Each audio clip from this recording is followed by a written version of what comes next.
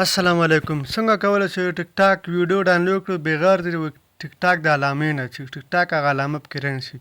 مکمل معلومات په دې ویډیو کې ګورئ. سکرین په طرف ځئ. اول به تاسو راسئ ټیک ټاک ته. ټیک ټاک ته چې کله راغلئ دلته چې تاسو کومه یو ویډیو خوښه شوله، مثلا تاسو یو ویډیو ډاونلوډوئ. نو مثلا زه دا ویډیو غواړم چې ډاونلوډ کړم. تاسو به په دې غشي باندې کلیک وهئ. کله چې په دې کلیک وهئ دلته په کاپي لینک باندې کلیک واخلئ. کاپي لینک دلته به نښه وکړم، په دې باندې به کلیک واخلئ.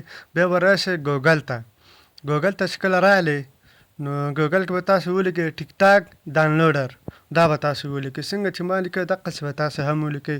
کله چې مو دا ولیکو دغه اولنی ویب سایټ دی، دا به راشي تاسو ته. په دې باندې به کلیک واخلئ. کله چې مو په دې کلیک واخلئ دلته به یوه صفحه راخلاصه شي. نو کله چې یوه صفحه راخلاصه شول دلته به همغه لینک دلته کاپي کړئ. هغه لینک نه دی، هغه به تاسو دلته کاپي کړئ. دلته به پیسټ کړئ. کله چې مو دلته پیسټ کړل دلته په دې ډاونلوډ باندې کلیک واخلئ.